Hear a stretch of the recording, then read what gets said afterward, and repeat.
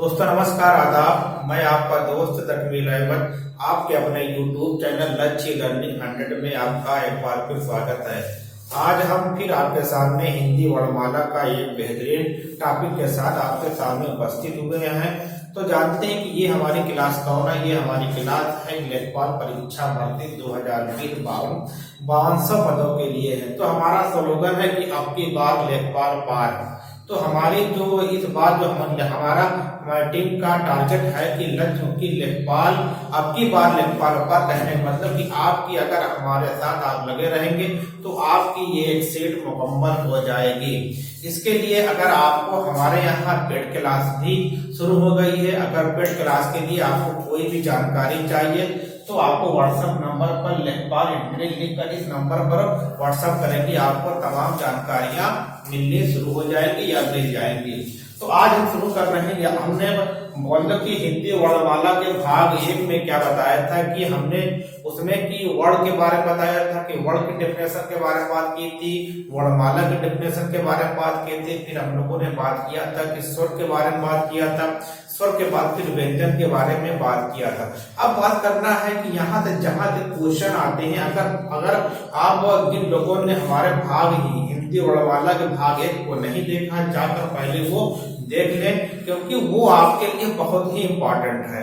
तो यहाँ पे हम लोग क्या शुरू कर रहे हैं कि हिंदी वर्णमाला के जो ये स्थान होते हैं पूछता है कि आपका कि कंठ वाले कौन से हैं, तालव्य के कौन है, फिर आपका मूर्धन्य कौन है, दंत कौन है और ओष्ठ कौन है। तो ये क्या है, ये हमको क्या समझना, इसको थोड़ा हम लोग साइंटिफिक तरीके से समझेंगे। हमने यहाँ पे क्या बना दिया है कि यहाँ पे हमने ये बना दिया है, एक सर बना दिया है। तो यहाँ से हम लोग शुरू करेंगे। कंठ का मतलब होगा कि ये हमारे यहाँ शुरू करें। इसके पहले मैंने ये बताया कि हमारा पेड क्लास भी शुरू हो गया है। आपको पेड क्लास के लिए मतलब इसमें कोई जानकारी चाहिए तो लेखपाल एंट्री लिख कर इस नंबर पर 9335004851 पर सेंड कर सकते हैं। आपको वहाँ पे तमाम जानकारियां मिल जाएंगी। अब बात कर रहे हैं कि हमको क्या बात करना है कि जो हमारे वर्ग होते हैं, चा का वर्ग होता है, चा वर्ग, टा वर्ग, ता वर्ग और पा वर्ग। तो कहने का मतलब ये क्या है, ये जो आपका टा वर्ग वाले होते हैं, ये कंठ का मतलब क्या होता है, जो यहाँ से आवाज निकलती है इसको क्या कहते हैं, इसको कंठ कहते हैं। तो कंठ को हम लोग क्या रखेंगे, नंबर 1 पे लिखेंगे। फिर उसके बाद तालव का मतलब क्या होता है, जो ऊपर मतलब कि जो हमारे मुंह के ऊपर से निकलता है उसको क्या बोलते हैं, नंबर 2 पे फिर तालव्य लिखते हैं। फिर आपका क्या था, मूर्धा या मूर्धन्य का मतलब होता है जो हमारा दांत होता है, दांत के ऊपर से निकलता है। जैसे आपका टा, कहीं पर दांत नहीं आ रहा, दांत जहां पे समाप्त होता है वहीं पर जाकर हमारी जीभ टकराती है, वहीं से क्या होता है, टा ठा वहां से निकलता है। और आपका जो री है, रा है, आपका टीसा है, ये भी किस में आते हैं, मूर्धन्य में आते हैं। तो पहले क्या आएगा आपका कि का वर्ग के आते हैं, का वर्ग के बाद फिर आपका कि छोटा आ, बड़ा आ और हा और विसर्ग, जो ये होते हैं ये भी आपको क्या होते हैं, कंठ में आते हैं। कंठ के बाद नंबर 2 फिर क्या है, तालव का मतलब जो हमारा तालु होता है वहां से। कहने में चा, छा, जा, झा, ये छोटी ई, बड़ी ई, या और बड़ा सा क्या होते हैं, ये तालव्य होते हैं। तालव्य को उसके नीचे आओगे तो उसको क्या कहेंगे, उसको लोग मूर्धा कहते हैं। तालव्य के नीचे का भाग और दांत के ऊपर का भाग, हम कह सकते हैं कि तालव्य और दांत के नीचे के भाग को क्या कहते हैं, वहां से जिन वर्णों की आवाज निकलती है या ध्वनि निकलती है उसको क्या कहते हैं, मूर्धा कहते हैं या मूर्धन्य कहते हैं। इसमें कौन आता है, टा वर्ग आते हैं और री आते हैं, रा आते हैं और खट्टी सा होते हैं। अब उसके जब हम लोग क्या होगा कि उसके नीचे आएंगे तो हमको दांत मिलेगा, तो उसको क्या कह देंगे, दत्ता। ता वर्ग इसमें आता है, देखो दांत पहले हमने ये क्या लिखा, नंबर 1 पे कंठ लिखा, नंबर 2 पे आपको क्या लिखा, तालव्य लिखा, नंबर 3 पे क्या लिखेंगे, मूर्धा आएगा, उसके नीचे क्या आपको मिलेगा, दांत मिलेगा। तो दांत क्या हो जाएगा आपका 4 हमने कर दिया। उसके बाद फिर हमको कुछ वर्ड ऐसे होंगे जो जिसमें ना दांत का इस्तेमाल होगा, ना मूर्धा का इस्तेमाल होगा, ना तालब का इस्तेमाल होगा, ना ही कंठ का।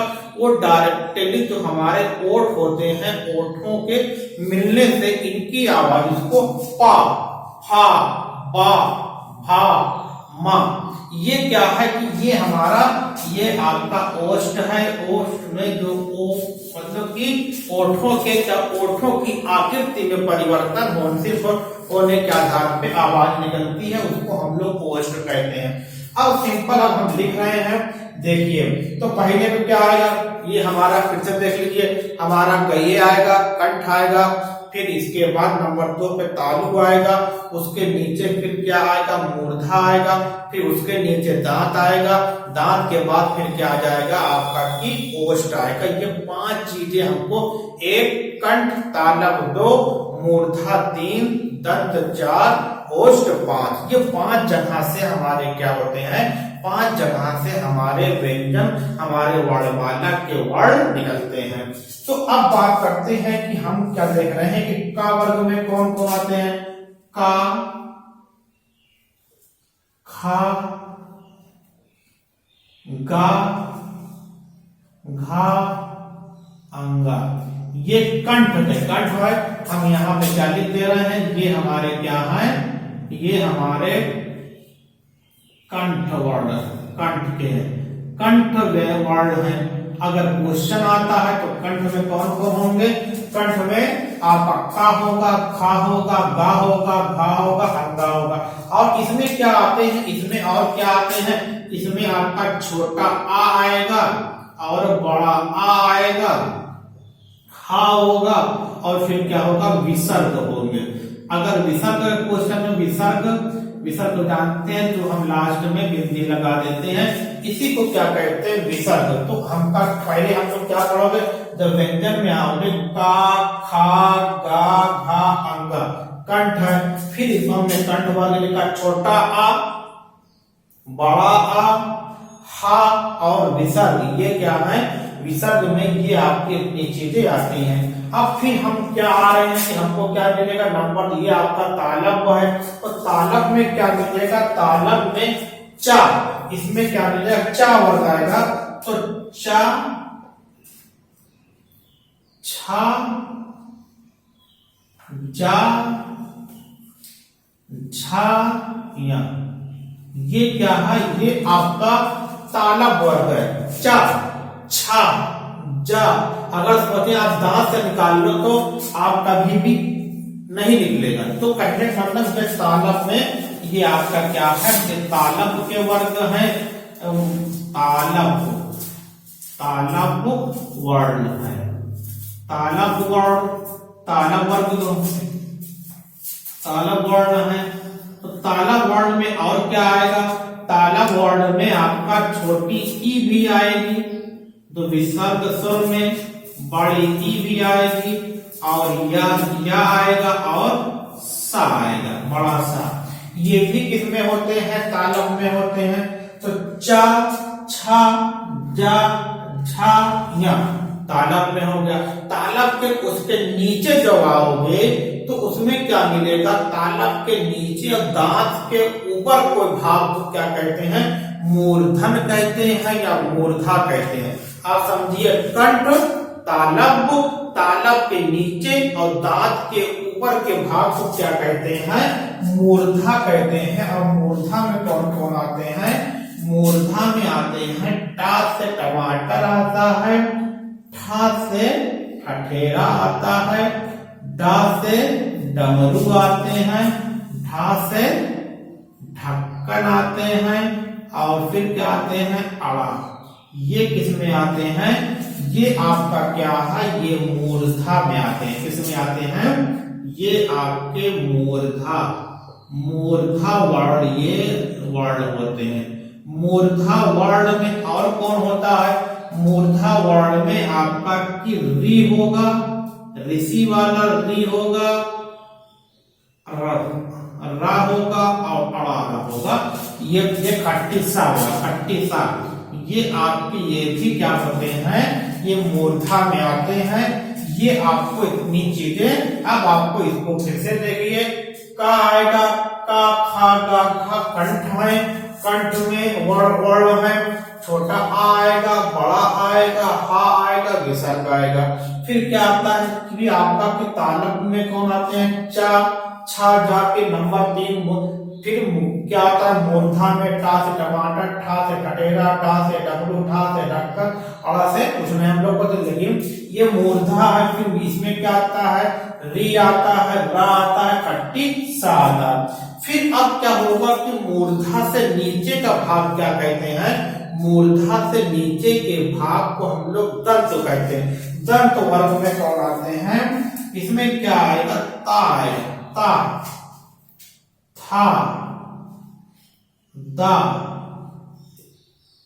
धा, ना, ये कौन है, ये आपके क्या है, ये दंत वर्ण है, दंत वर्ण। और दंत वर्ण में और कौन आएगा, दंत वर्ण में आपका ला आएगा और छोटा सा आएगा। ये आपका दंत है। तो आपने हमको 4 जगह हमने क्या पढ़ लिया, कंठ पढ़ा, तालव्य पढ़ा, उसके नीचे के भाग को पढ़ा, फिर दंत में पढ़ा, दंत में ता, था, दा, धा, ना, ये दंत है। इसमें और क्या आते हैं, ला आते हैं और सा आते हैं। अगला देखेंगे, अगला आपका आएगा कि जो यहाँ पे हमने कंठ पढ़ लिया, तालव्य पढ़ लिया, मूर्धा पढ़ लिया, फिर दंत पढ़ लिए। अब बात आएगी हमारे ओठ के बारे में, बात आएगी कहने मतलब कि ओठों की आकृति में परिवर्तन होने से वर्ण बनेंगे, जैसे पा। अब बात आती है इसमें पा, फिर आपका फा, फिर बा, फिर भा, भा, फिर क्या है मां। ये किसमें आते हैं, ये आपके ओष्ठ में आते हैं। किसमें आते हैं, ओष्ठ, ओष्ठ वर्ण है। ओष्ठ वर्ण में और क्या आता है, ओष्ठ वर्ण ये हो गए। तो ये क्या देख रहे हैं, ये आपको इतना याद करना है, इतना आप इसका स्क्रीनशॉट ले लीजिए। तब हम आगे इस पे बात करते हैं। देखिए ये आपकी अगली स्लाइड है। अगली स्लाइड से पहले मैं आपको ये सूचना देना चाहता हूँ, ये हमारा आपका लेखपाल एंट्री है 9335004851। आप इस पे क्या मिलेगी, आपको यहाँ पे आप लिख के भेजेंगे, आपको यहाँ पे पेड क्लास मिलेगी। ये आपका डेमो है, उसमें आपको पेड क्लास में आपको एकदम सीरियल से हर चीजें मिलेंगी, आपको कहीं जाने की जरूरत नहीं है। और ये हमारा लक्ष्य ई लर्निंग 100 हमारे यूपी के पूर्वांचल का पहला ऑनलाइन ये प्लेटफॉर्म पूर्वांचल का है। तो आप हमसे जुड़िए, आपको सब जो चीजें आपको बड़ी कोचिंग में मिलता है उससे बेहतर हम देने की कोशिश करेंगे। तो आप जरूर इसमें हमसे जुड़िए, आपको वहां पे बहुत कम ही फीस में आपको सब चीजें मिल जाएंगी, यहाँ तक PDF भी मिलेगा। तो हम फिर आगे देख रहे हैं अगली स्लाइड में। यहाँ से अब आपका 1 नंबर पूरा होने वाला है। यहाँ पे अंतास्त व्यंजन, अंतास्त व्यंजन का मतलब होता है जिसमें क्या होता है कि अंतास्त ना तो वो, अंतास्त व्यंजन का मतलब होता है कि अंतास्त व्यंजन का होता है जिसका उच्चारण मतलब कि स्वर और व्यंजन के बीच से होता है। मतलब कि अंतास्त व्यंजन या रा ला वाह होते हैं। अगर क्वेश्चन आता है कि इसमें अंतास्त व्यंजन क्या है, तो या रा ला वाह। अब क्या होता है कि ये मतलब कि किसको कहते हैं, अंतास्त व्यंजन उसको कहा जाता है जिसका उच्चारण स्वर और व्यंजन के बीच में होता है, उसको क्या कहते हैं, उसको हम लोग अंतास्त व्यंजन के नाम से हम जानते हैं। ठीक, ये हुआ। अब बात आती है या क्या है, या आपका कि तालव्य है, या क्या आपका है तालव्य में आते हैं। रा और ला क्या है, ये दंत है। वा क्या है, दंतोष्ठ, ऊपर के दांत व निचले ओंठ में। ये आपको यहाँ पे हमने ये क्या लिखा है, इसमें हमने क्या लिखा, ये आपका यहाँ पे हमने लिखा पूछता कि अर्धस्वर क्या है, तो अर्धस्वर होता है या वा को क्या कहते हैं, अर्धस्वर कहते हैं। अर्धस्वर वर्ण क्या है, या और वा को अर्धस्वर वर्ण कहा जाता है। अर्धस्वर वर्ण मतलब कि जो इसमें क्या होता है कि जो कभी स्वर भी हो सकता है और जो कभी व्यंजन भी हो सकता है, उसको क्या कहते हैं, उसको अर्धस्वर। अगर बात आती है यहाँ पे कि दो चीजें, अंतास्त व्यंजन का मतलब होता है जिनमें क्या होता है कि जिनमें स्वर और व्यंजन के बीच उच्चारण होता है, उनको अंतास्त व्यंजन कहते हैं, जैसे या ला हुआ है। फिर बात आती है अर्धस्वर में, या वा को बोलते हैं अर्धस्वर होता है कि इसमें क्या होता है कि जो आपका की स्वर और व्यंजन दोनों की सहायता से होता है, उसको क्या कहते हैं, उसको हम लोग अर्धस्वर के नाम से जानते हैं।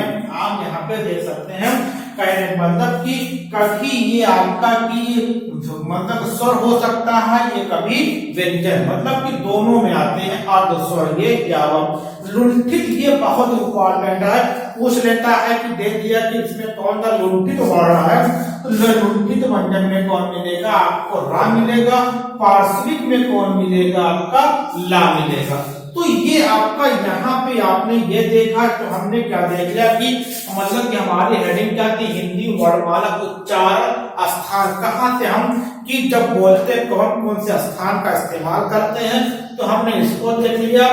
तो इसमें इसके बाद आगे वीडियो में हम लोग क्या देखेंगे, इससे अब इसमें बहुत ही इंपॉर्टेंट चीज देखेंगे, भाग 3 आपके लिए। अगर इसको देखे रहेंगे तो भाग 3 आपको समझने में कोई दिक्कत नहीं होगी।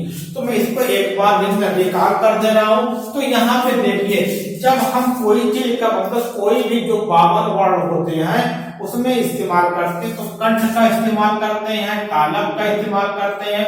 तो फिर क्या होता है, तालव के नीचे मूर्धा मिलेगा, मूर्धा के नीचे दंत मिलता, फिर क्या मिलता, ओष्ठ। सब क्या होते हैं, 5 प्रकार के होते हैं। अब बात आती है का वर्ग, चा वर्ग, टा वर्ग, ता वर्ग, पा वर्ग। ये क्या होते हैं, इनको हम लोग क्या करते हैं, इनको हम लोग का वर्ग को कंठ में रखते हैं, का खा गा खा अंगा।